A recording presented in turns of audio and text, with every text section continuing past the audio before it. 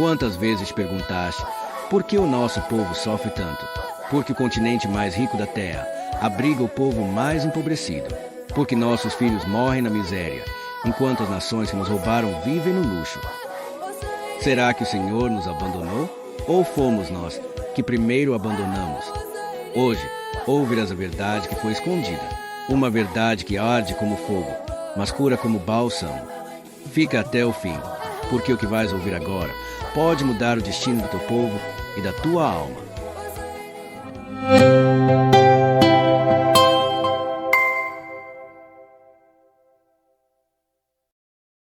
Ó filhos de Israel, ó descendentes de Jacó espalhados pelos rios e florestas da África, ouvi a voz do vosso Nzambi, que ainda vos chama pelo nome.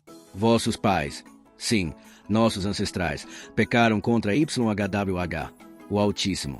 Eles quebraram a aliança. Eles adoraram deuses estranhos e ofereceram sacrifícios aos ídolos das nações, esquecendo o Elimo que os tirou da casa da escravidão.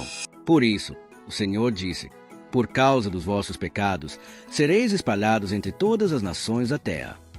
Deuteronômio 28, 64. E assim foi. Fomos levados cativos em navios, vendidos como escravos, esmagados pelos impérios de Edom, de Roma e das nações europeias. Tudo isso porque quebramos o pacto. Lembra-te do que o povo disse quando Pilatos lavou as mãos diante de Yeshua, o Messias? O seu sangue caia sobre nós e sobre os nossos filhos. Mateus 27, 25. Esses foram os vossos ancestrais, que decidiram que o sangue da maldade deles contra o Mashiach caísse sobre as suas descendências. Vós, ó filhos de Sião, essa maldição atravessou o tempo, caiu sobre nós, sobre as gerações que vieram depois. E até hoje sentimos o peso desse sangue, o castigo dessa escolha. Por isso choramos nas terras estrangeiras. Por isso nosso solo é rico, mas o nosso povo é pobre. Por isso muitos dizem: o Senhor abandonou a África. Mas não. O Senhor não nos abandonou. Fomos nós que o deixamos. Seguimos os caminhos do Ocidente, abraçamos suas crenças, adoramos seus santos, suas imagens, suas doutrinas. E até os que se dizem panafricanistas.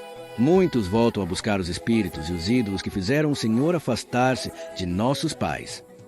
Enquanto isso, outros se perdem nas distrações deste mundo, as danças vazias, as redes sociais que nos consomem, a busca por fama, prazer e poder, e esquecemos de buscar o Espírito do Altíssimo. Praticamos a injustiça contra os nossos irmãos. A corrupção devora os nossos líderes. Os ricos oprimem os pobres, e os poderosos vendem as suas almas por um banquete com os inimigos de Sião. E tudo isso, meus irmãos, fortalece os nossos opressores. Pois enquanto brigamos uns com os outros, eles continuam a dividir, explorar e dominar, e se pudessem, continuariam a destruir-nos para sempre. Mas ainda há esperança, porque o Altíssimo não castiga para sempre. Ele corrige, porque ama. E agora ele está chamando o seu povo, os verdadeiros hebreus, os filhos de Israel, os Bantu, os povos da África, a voltarem à aliança eterna. Agora te convido a conhecer as 7 ações bíblicas imperativas para a libertação de Israel e da África. 1. Arrependei-vos sinceramente diante de YHWH. Se o meu povo, que se chama pelo meu nome, se humilhar, orar, buscar a minha face e se converter dos seus maus caminhos, então eu ouvirei dos céus, perdoarei os seus pecados e sararei a sua terra. 2 Crônicas 7,14. O arrependimento é o primeiro passo.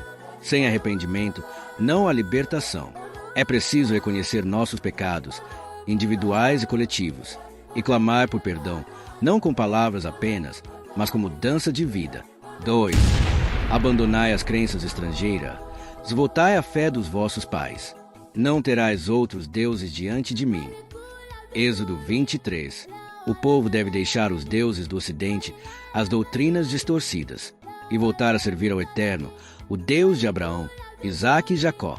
Não é uma religião, é um pacto, uma identidade, uma aliança. 3. Praticai a justiça e a verdade entre os irmãos. Aprendei a fazer bem, procurai o que é justo, ajudai o oprimido, fazei justiça ao órfão, tratai a causa das viúvas. Isaías 1,17. A verdadeira fé se mostra nas ações. Quando um hebreu corrompe, rouba ou oprime outro hebreu, ele está destruindo o corpo de Israel. A justiça é a base do reino. 4. Santificai as vossas famílias e ensinai as vossas crianças. Ensina a criança no caminho em que deve andar, e até quando envelhecer não se desviará dele. Provérbios 22:6. A restauração começa no lar. Ensina aos teus filhos quem eles são, de onde vieram e a quem pertencem. Não deixes que o mundo os ensine o contrário. 5. Uni-vos como um só povo. Como é bom e agradável viverem unidos os irmãos. Salmos 133:1. A desunião é a arma mais forte do inimigo. Devemos unir as tribos dispersas, Congo, Angola, Nigéria, Gana, Moçambique, África do Sul e toda a diáspora. Unidos, voltaremos a ser uma só nação sob YHWH. 6. Rejeitai as distrações que aprisionam a mente e o espírito. As festas vazias, as músicas imorais, as vaidades sem propósito, os vícios, os ecrãs que roubam a alma. Não ameis o mundo, nem o que no mundo há.